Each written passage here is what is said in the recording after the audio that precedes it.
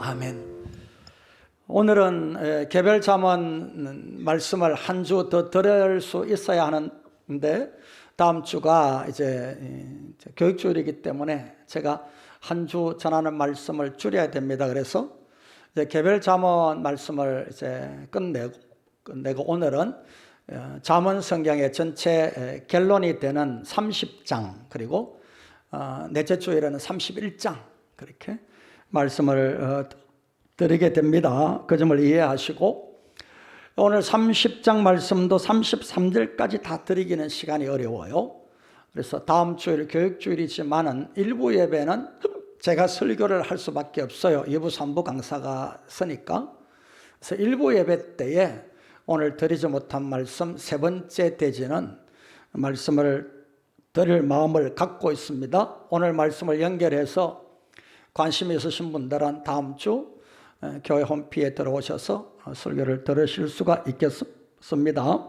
오늘은 잠언 30장 아굴의 잠언이라 이렇게 시작하죠. 1절에 이 말씀은 야게의 아들 아굴의 잠언이니 그가 이디엘 곧 이디엘과 우갈에게 이런 것이니라 이렇게 말씀해요. 그런데 이름이 이 야게의 아들 아굴이라 그리고 또 이디엘과 우갈에게 이런 말이다 이런 내용이 나오는데 이런 이름들이 한 사람도 구약에 찾아볼 수가 없어요. 이스라엘 이름들이 구약에 얼마나 많이 나옵니까? 창세기부터 참 이름들이 많이 나오는데 그 이름들 속에는 이런 이름들을 찾아볼 수가 없어요. 수수께끼 같은 그런 이름들입니다. 그래서 성경학자들은 이스라엘 사람이 아니고 동방의 어떤 지혜자, 현자들이지 않겠느냐 이렇게 이해를 하고 있습니다. 왜냐하면 우리 욥기 성경에도 보면 욥에게 찾아온 여러 친구들이 당시에 이스라엘 사람들이 아니었고 동방의 여러 지혜자들이었음도 우리가 알 수 있기 때문에 그렇게 이해하면 좋겠습니다. 이 30장 아굴의 잠언에 한 두어 가지 독특한 부분이 나오는데요. 첫째는 아굴의 잠언이라는 말씀이 1절에 있는데 이 잠언이라는 말이 10장 1절에 개별 잠언을 시작할 때 솔로몬의 잠언이라 또는 25장에 와서 또 솔로몬의 잠언이라는 말씀 1절에 나오는데요. 이때 솔로몬의 잠언이라는 단어하고 오늘 본문에 아굴의 잠언 할 때 이 잠언이라는 단어가 의미가 달라요. 오늘 아굴의 잠언이라 할 때 이 잠언은 잠언 22장 11절 24장 23절에 나오는 지혜로운 자들의 말씀이라고 이제 잠언을 시작하는 내용이 나오는데 바로 지혜로운 자들의 말씀이라는 말입니다. 설명을. 그래서 제가 오늘 설교 제목을 아굴의 지혜로운 말씀들 이렇게 잠언이라는 뜻을 풀어서 제목으로 삼았습니다. 자, 그러면 지혜로운 말씀들도 하나님의 말씀이냐 이렇게 질문이 들어올 수 있는데 예언서를 우리가 보면 선지자들이 하나님의 말씀을 받잖아요. 신탁, 하나님의 말씀을 받아서 전할 때에 바로 오늘 지혜로운 자들의 말씀이라는 이 단어가 그때도 쓰였어요. 그러니까 오늘 이 지혜로운 자들의 말씀은 예언자들이 선지자들이 하나님의 말씀을 받아서 전할 때와 같이 오늘 또 아굴도 하나님의 말씀으로 받아서 지혜로운 자들의 말씀으로 우리에게 전한다 이렇게 기록되어 있다는 것을 이해하시고 함께 잠언을 묵상하면 은혜 되겠습니다.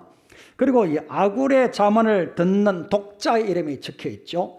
아굴이 누구에게 말합니까? 이디엘 또 우갈에게 두 사람의 이름이 나와요. 제 잠언을 읽는 것이다 그랬는데 여러분 그동안 잠언 성경을 쭉 읽어왔습니다만은 솔로몬의 잠언을 아무개에게 이른다 이런 말이 없어요. 사람 이름이 안 나와요. 그래서 아들아 내 아들아 이렇게 불렀지 이름이 안 나옵니다.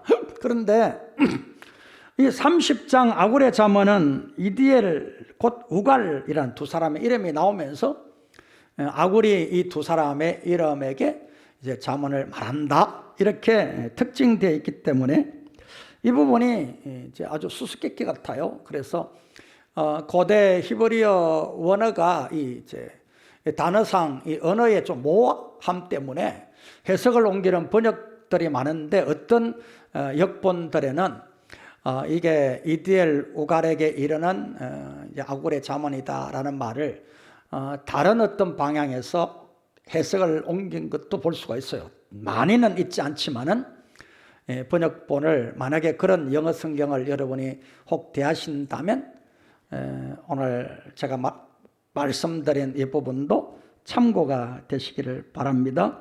저는 오늘 30장 말씀에서 첫째와 두 번째 내용을 말씀드리려고 하는데 1절부터 9절까지 하나님과의 관계, 그 다음에 10절부터 23절까지 이웃 관계를 말씀드리고 24절부터 마지막 절에 나오는 지혜로운 삶과 어리석은 자의 삶에 대해서는 다음 주 일부 예배 때 말씀을 강론하겠습니다. 첫째, 하나님과의 관계입니다. 1절부터 9절에 나오는데 아굴이 지혜를 말하면서 왜 하나님의 말씀을 5절, 6절에 중요하게 기록을 하고 있는가라는 거예요. 그것은 바로 이 하나님의 말씀이 4절에 보면 시적인 표현이긴 하지만은 천지를 창조하신 하나님의 말씀으로 이야기를 하고 그 다음에 5절, 6절에 들어가서 천지 만물 창조하신 하나님의 말씀은 순전한 말씀이다. 그렇게 말함으로 인하여 바로 하나님의 주시는 지혜와 명철을 얻으려고 하면 하나님과의 관계가 가장 중요하고 본질이고 바로 1장부터 9장의 자문을 말할 때 여호와를 경외함이 지혜의 본질이다 라고 말하는 말씀과 함께 아굴도 지혜는 뭐냐? 바로 하나님과의 관계가 우선되고 그 관계는 하나님의 순전한 말씀으로 이루어지는 것이다 라고 말하고 있는 거예요. 5절 6절 같이 한번 읽어보겠습니다. 다시 본문 5절 6절을 읽습니다. 하나님은 그를 의지하는 자의 방패시니라. 너는 그의 말씀에 더하지 말라. 그가 너를 책망하시겠고 너는 거짓말을 하는 자가 될까 두려우니라 그랬어요. 바로 여호와 경외하는 자라는 말씀과 함께 하나님의 말씀대로 순종하는 자가 하나님 앞에서 지혜자이다, 지혜와 명철한 자이다 라는 걸 아굴이 먼저 알려주고 있는 겁니다. 왜냐하면 7절부터 9절까지 우리가 야베소의 기도처럼 아굴의 기도가 아주 유명한 기도로 나오고 있는 것을 보는데 그의 기도가 무엇입니까? 7절에 내가 두 가지 일을 주께 구하겠사오니 내가 죽기 전에 내게 거절하지 마시옵소서. 8절에 곧 헛된 것과 거짓말을 내게서 멀리하옵시며 나를 가난하게도 마옵시고 부하게도 마옵시고 오직 필요한 양식으로 나를 먹이시옵소서. 우리가 일반적으로 하나님 앞에 기도할 때 간구하는 내용입니다. 달라, 이거 주십시오 라는 간구인데 이게 중요한 게 아니에요. 오늘 본문에 아굴이 말하고자 하는 것은 이 두 가지 기도를 하면서 구절을 이야기해요. 이게 이제 하나님과의 올바른 관계를 이야기하는 건데 혹 내가 배불러서 하나님을 모른다, 여호와가 누구냐 할까 하오며 혹 내가 가난하여 도둑질하고 내 하나님의 이름을 욕되게 할까 두렵습니다.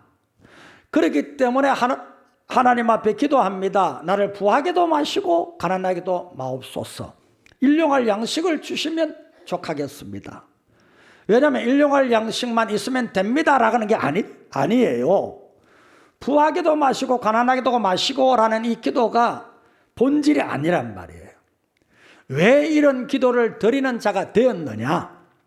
기도하는 자로서 하나님과의 관계가 건강하고 하나님과의 기도하는 자의 자세가 올바라야 된다라는 마음을 먼저 품은 거예요. 그러다 보니 자기 욕심대로 자기 마음대로 자기가 원하는 대로 구할 수가 없었더라는 거예요. 그래서 그가 하는 말이 헛된 것과 거짓을 멀리해 달라는 기도와 함께 그 헛된 것과 거짓된 것이 과연 뭐겠느냐요?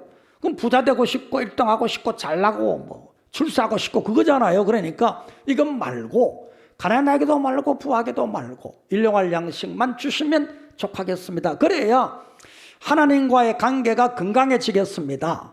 가난하면 도둑질해서 하나님의 이름에 욕먹일 거고, 부자로 살다가 교만하여지면 또 하나님이 누구냐 하고 하나님 앞에 교만에 떨어질까 두려우니, 내가 하나님 앞에 기도하는 자로서 지혜와 명철을 가진 자로서 하나님 앞에 간구하오니 하나님 앞에 올바른 하나님과의 관계를 가지고 기도하는 자가 되게 해 주옵소서. 아멘 됩니까? 이걸 먼저 우리가 생각하라는 거예요. 무엇을 먹을까, 무엇을 마실까, 무엇을 입을까 염려하지 말라. 너희는 먼저 그의 나라와 그의 의를 구하라. 그러면 하나님이 이 모든 것을 너희에게 더하시리라. 그게 무엇입니까?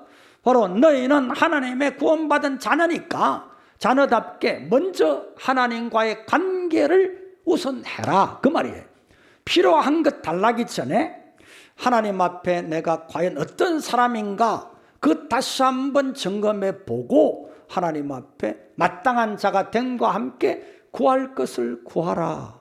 그렇게 우리 주님이 말씀하신 것처럼 아굴도 그와 같아요. 그러니까 이 말씀은 바로 1장부터 9장까지 지혜의 본질이 뭐냐? 여호와를 경외합니다 라는 걸 우리가 계속 들어왔고 배워왔잖아요.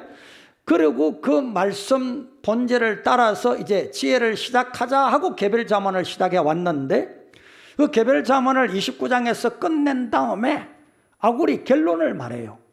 여호와 하나님을 경외하는 것이 지혜인 줄 알고 지혜를 개별자문에서 묵상해 왔다면 이제 그 지혜가 무엇인지 다시 결론을 맺읍시다.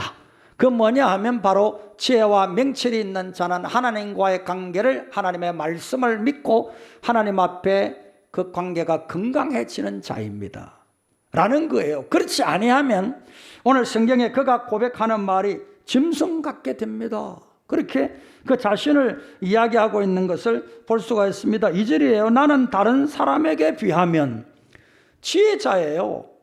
그리고 바로 이디엘과 또는 우갈이라는 자에게 이 지혜를 네가 들어라, 배워라 라고 지혜를 가르치는 자임에도 불구하고 그가 하나님과의 관계에서 고백하는 말이 나는 다른 사람에 비하면 짐승이라. 내게는 사람의 총명이 있지 아니하니라 라고 이야기를 해요. 여러분, 이건 바로 하나님과의 관계 앞에서 자신이 서니까, 순전한 하나님의 말씀 앞에 서니까 자기는 피조물이잖아요. 창조하신 여호와 하나님 앞에, 전능하심 앞에 서니까 자기는 벌레만도 못한 존재다 라는 겸비함이 하나님의 영광 앞에 드러난 거예요. 그래서 바로 이사야가 우시아 왕이 죽던 때 하나님의 영광을 보니까 그가 화로다, 나여 죽게 되었도다. 입술이 부정한 자인데 하나님의 영광을 보게 되었도다. 그런 다음에 똑같은 입장이에요.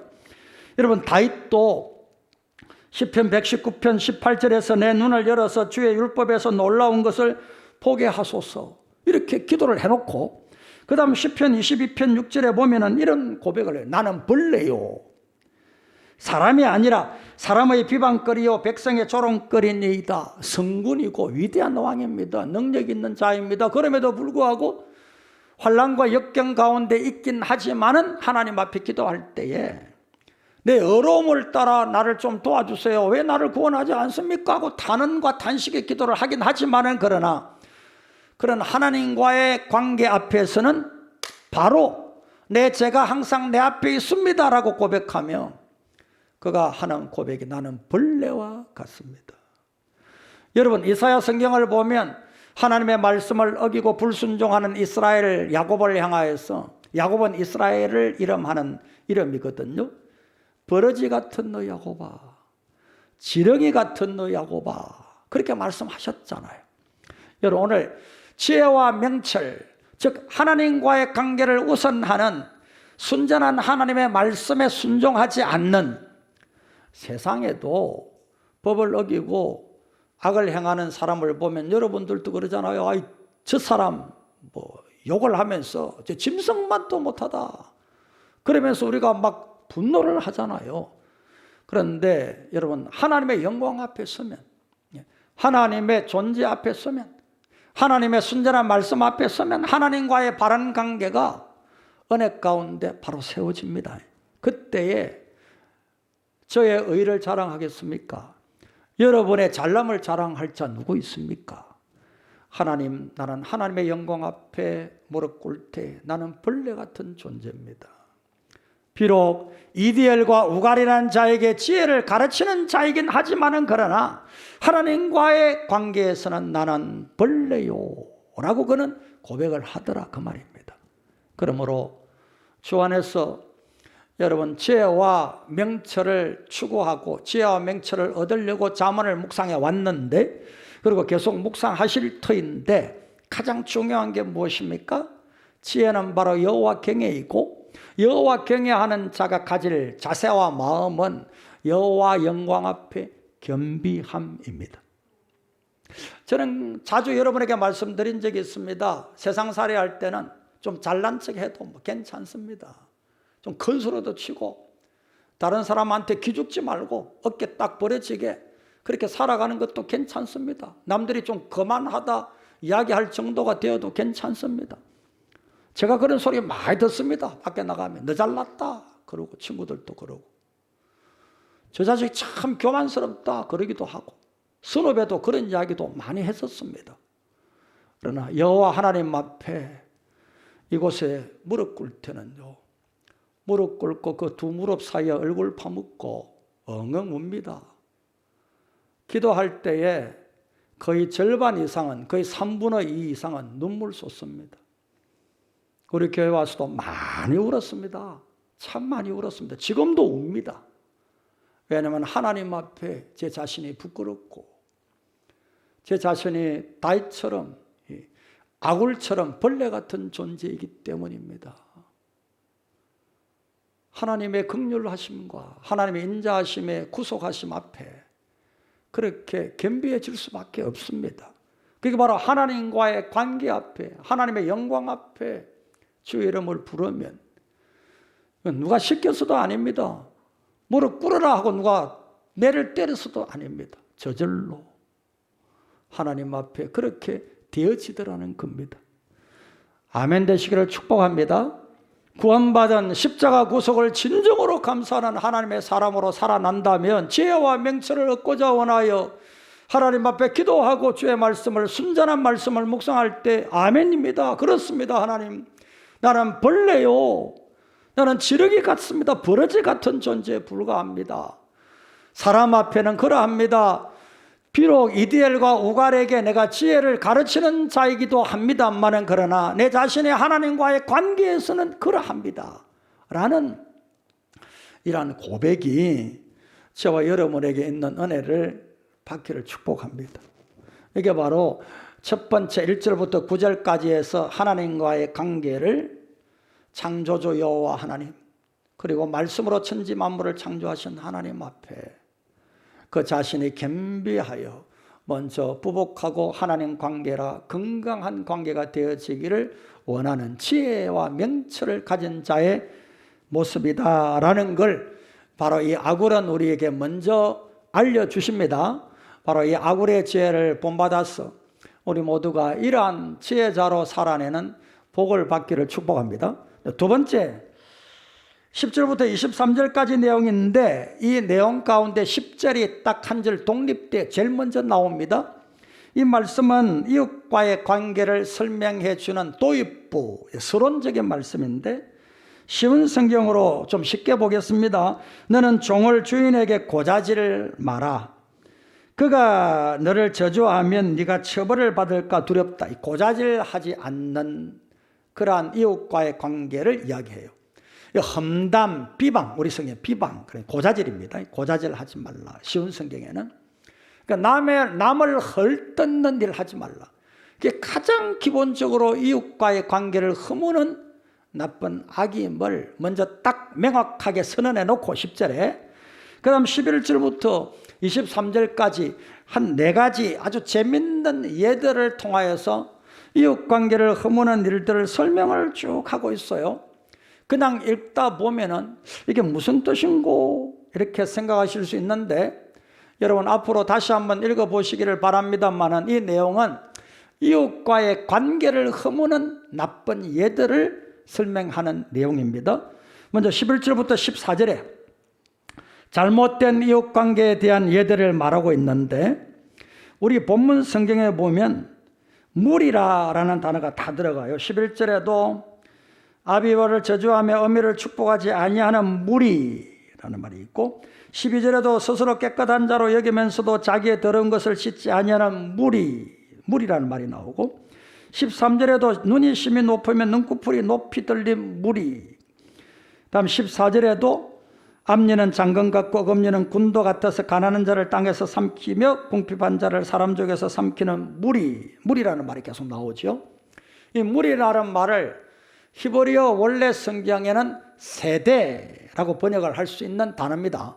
그걸 제가 직역해서 한번 직접 해석한 내용으로 읽어봅니다. 11절, 자기 아버지를 저주하고 어머니를 축복하지 않는 세대. 12절, 스스로 깨끗하다 여기지만 더러움을 씻지 못한 세대. 13절에 눈이 매우 높아 눈꺼풀이 높이 들어 올려진 세대. 14절은 앞니는 금이고 어금니는 단도인 세대. 땅에서 가난한 자를 삼키고 궁핍한 자를 사람 중에서 삼킨다. 이 삼킨다는 원래의 말은 먹는다, 먹다라는 단어입니다. 여기 세대라는 말은 우리가 2030 세대, 5060 세대, 7080 세대 이런 말을 쓰잖아요. 근데 시간적인 의미로 나누는 세대가 아닙니다. 본문의 세대는 내용입니다. 내용. 어떤 특징을 보이는 사람들의 집단을 말합니다. 그래서 여러분, 아비와 어머니를 불순종하고 미워하는 이들의 집단 무리, 그 세대, 이런 식이에요. 이러한 세대들을 가만히 한번 살펴봅니다. 부모를 저주하는 세대, 스스로 깨끗하다 여기지만 실제는 부정부리한 세대, 눈과 눈꺼풀이 높이 치켜 세워진 교만한 세대, 가난과 궁핍한 자를 먹잇감 삼는 사회적으로 악한 세대. 이 내용을 가만히 들어보다 보면 지금이 딱 맞네 그럴 거예요. 지금 세상이 딱 그렇네 라고 이야기할 겁니다. 자, 이러한 악한 세대들의 특징을 왜 이야기하느냐? 이런 세대들 때문에 이웃과의 관계가 다 무너지고 있다라는 걸 한 예로 들어 설명을 했습니다. 여기에 특징이 13절에 눈이 있고, 그 다음 14절 끝에 삼킨다, 먹는다, 먹다라는 말을 좀 주의 깊게 볼 필요가 있습니다. 자, 두 번째 단락을 보겠습니다. 15절부터 17절 말씀에는 만족을 모르는 서너 가지 예를 이야기해요. 15절에는 서너 가지라 하고 설명이 쭉 이어져 나옵니다만은 15절 처음에는 두 가지만 의가 기록되고 있죠. 그머리가 있는데 그머리에게 두 딸이 있다 그랬어요. 근데 두 딸이 하는 말이 맨날 어머니에게 아버지에게 다오 하면서 계속 반복되어 보채는 내용만 있다. 그렇게 설명이 되고 있죠. 여러분, 두 딸, 다오, 반복적으로 이야기하면서 이제 두 번이라는 두 가지라는 의가 먼저 등장이 되어집니다. 이건 바로 족한 줄을 알지 못하는 예를 이야기하는 거예요. 그러면서 이 말씀의 결론인 17절 말씀을 봅니다. 아비와 어머니를 조롱하고 싫어하는 자의 눈은 까마귀와 독수리에게 먹힌다. 또 눈과 먹다라는 말이 또 등장이 돼요. 그러니까 여러분, 우리가 앞서서 이웃과의 관계에서 만족을 모르고 욕망만 따르는 이웃관계는 누구에게 먹히는 겁니까? 그 눈이 까마귀와 독수리에게 쪼여 먹힌다. 그러면서 앞서는 그 눈이 치켜 올려진 교만한 눈, 그리고 사회적 약자를 삼키는 먹잇감으로 삼는 것, 이렇게 표현했거든요. 그러니까 이런 악한 예들이 쭉 설명이 되어집니다. 시적인 표현들이긴 하지만은 이건 모두가 다 이웃관계를 허무는 여러 가지 나쁜 예들이다, 이렇게 설명이 된다는 것을 여러분이 읽어가면서 꼭 이웃관계를 무너뜨리는 예들, 지금도 우리의 삶에서 얼마든지 발생하고 일어나고 있는 일들, 이렇게 이해하시면 되겠습니다. 세 번째 단락 18절부터 20절. 여기는 기이하게 여겨지는 네 가지, 서너 가지가 네 가지를 말하거든요. 서너 가지, 네 가지 길에 대한 이야기가 나옵니다. 오늘 본문 성경에는 자취 이렇게 우리는 번역이 됐는데 이 자취는 길을 말합니다. 아무리 기이하게 생각하고 이해가 안 되는 서너 가지, 즉 네 가지를 소개를 하는데 이게 길이에요. 오늘 세대라는 말이 앞서 나왔듯이 오늘 본달락에는 길이 또한 특징되어 나오고 있다. 19절 말씀을 한번 볼까요? 곧 공중에 날아다니는 독수리의 자취 길입니다. 반석 위로 기어다니는 뱀의 자취 길입니다. 바다로 지나다니는 배의 자취 길입니다. 남자가 여자와 함께한 자취, 즉 길입니다.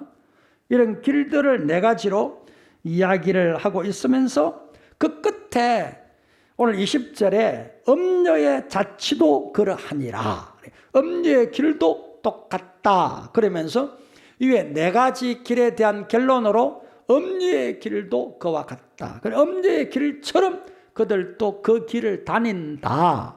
이렇게 설명을 하고 있는 것을 봅니다. 그리고 그 음녀의 길도 결론이 뭐냐 하면 먹다라는 말이에요. 먹고 입을 싹 씻어버렸다. 그렇게 말하고 있는 것을 봅니다. 먹다라는 말이 나옵니다. 여러분, 하와가 뱀의 유혹을 받아서, 사탄의 유혹을 받아서 선악을 알게 하는 나무 밑에 갔습니다. 선악을 알게 하는 나무를 딱 쳐다보니까 처음에 뭐라 합니까? 보암직도 하고 탐스럽기도 하고 먹고 나면 먹음직도 하고 눈 먹다 두 개가 나오는 거예요. 그러니까 오늘 사탄은 바로 하나님을 떠난 하나님과의 관계가 이제 어긋난 이 땅의 이웃과의 사랑과의 관계를 무너뜨리는 이런 일들 속에 대표적으로 두 가지를 등장시킵니다. 하나는 봐라라는 거, 눈으로 봐라. 얼마나 아름다우냐, 얼마나 탐스러우냐, 봐라. 눈을 이야기하고, 그 다음에 또 두 번째는 먹어라, 삼키라. 먹으면 맛있다라는 이야기를 하는 거예요. 그러니까 오늘 악한 사탄은 오늘 지금도 우리에게 봐라 그러면서 눈을 크게 뜨고 한번 봐라 얼마나 화려하냐. 그래서 여러분, 이 세상에 이웃관계를 무너뜨리는 모든 문화는 화려하기 그지없습니다. 대구도 컬러풀 대구 그럽니다. 화려합니다. 그리고 아울러서 결국은 삼킵니다. 사회적 약자를 먹잇감 삼습니다. 이게 바로 악한 사탄의 사냥입니다. 이걸로 인하여서 오늘 우리는 이웃관계가 무너뜨려지고 있다. 그렇게 볼 수가 있습니다. 그 결론이 네 번째 단락에 나오는데 참 재밌는 표현을 합니다. 21절부터 23절에 보면 이웃을 무너뜨리는 잘못된 일들을 하고 있는 사람을 세상이 감당을 못한다. 세상이 감당할 수가 없는 서너 가지가 있다 그랬어요. 세상이 견뎌내지 못하는 서너 가지 예들을 말합니다. 그래서 15절에 만족하지 못한 데서 18절에 기이한 것으로, 이제는 본달락에서는 세상을 진동시키고 세상이 견딜 수 없게 하는 것들로 이제 이웃관계의 무너짐을 점진적으로 점차 더 중요한 것들로 이렇게 표현을 같은 주제로 달리하고 있다 볼 수가 있는 겁니다. 세상을 진동시키며 세상이 견딜 수 없게 하는 것 네 가지가 뭔지 아십니까? 본문 말씀에 22절, 곧 종이 임금된 것, 미련한 자가 음식으로 배부른 것. 미련하다는 것은 게으른 자를 말합니다. 일하지 않는 게으른 자가 날마다 호로히 연락하며 음식으로 배불리는 것. 그 다음에 23절에 미움받는 여자가 시집가고 결혼하는 것.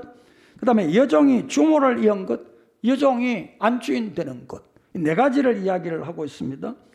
여러분, 물어봅니다. 종이 임금되고 미련한 자가, 게으른 자가 음식을 만족하게 먹고 배부르고, 그다음에 미움받는 여자가 결혼하고 시집가고, 여종이 안주인의 자리를 받고 깨차고, 이런 일들이 현대 생활에 많이 일어납니까? 절대 안 일어납니까?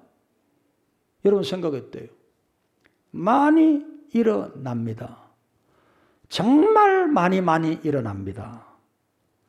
자, 그러면 일어나는데 불가능한 일이 아닙니다. 일어나는데 어떻게 일어납니까? 종이 임금 되려고 그러면 어떻게 돼요? 쿠데타를 일으켜야 되죠. 혁명을 일으켜야 되죠. 아울러서 여러분, 여종이 안주인의 자리를 차지하려고 그러면 어떻게 합니까? 그것도 집안에서 또 혁명을 일으켜야 됩니다. 이 내용을 감아보면 게으른 자가 날마다 호르히 연락하며 맛있는 연애를 즐기려고 하면 어떻게 해야 됩니까? 도둑질 하든지 훔치든지 강도질 하든지 해야 됩니다. 그리고 이 네 가지는 세상이 막 진동할 정도로 어렵고 힘든 일이긴 한데 오늘 현대사회는 비일비재하게 많이 일어난다. 그렇다면 도대체 이 사회가 어떤 사회냐? 이웃관계가 완전히 왕창 내려앉아 무너져 있는 사회다. 이 진단이에요. 그 진단이에요. 정상적이 아니더라는 거예요. 비정상이 정상이 되고 있는 사회라는 사실이에요. 이게 이웃관계가 뒤집어져 있는 사회입니다, 여러분. 도리어 악이 큰 소리치고 불의가 도리어 큰 소리치면서 종이 임금되고 여종의 안주인 자리 꿰차고 게으르고 일 안 하는 자가 날마다 호의리 연락을 하고, 여러분, 이런 일들이 이 세상에 많이 일어나는데 이건 정상이 아니다. 그래서 아굴의 잠언에는 이런 정말 비정상적인 고통스러운 탄식이 앞서는 이런 일들이 많이 일어나는데 이걸 어떻게 바로잡을까? 지혜와 명철을 가져라. 그 지혜와 명철이 가장 우선된 것이 뭐냐? 1절부터 9절까지 하나님과의 관계를 빨리 회복해라. 그렇게 아굴은 우리에게 말씀하고 있어요. 여러분, 말씀을 이제 결론 맺겠는데요. 우리는 사랑과의 관계를 우선합니까? 솔직하게. 하나님과의 관계를 우선합니까? 하나님과의 관계를 우선한다는 것은 신앙의 답이고, 교회용 답이고, 설교 시간의 답이고, 맞죠? 우리가 실제로 세상살이 하면서 하나님과의 관계를 먼저 우선합니까? 사랑과의 관계를 먼저 우선합니까? 사랑과의 관계를 훨씬 더 많이 우선합니다. 아내와 또한 아버지, 부부 간에도, 부모와 자식 간에도 그 관계거든요. 사랑과의 관계거든요. 이웃과의 관계, 거래하는 거래처의 관계, 직장에서의 사람들과 동료와의 관계, 다 전부가 다 사이좋게 지내라 야야. 신용 있게 살아라. 약속 지켜라. 우리가 자녀들에게나 서로에게 하는 말들 가만히 보면 전부가 다.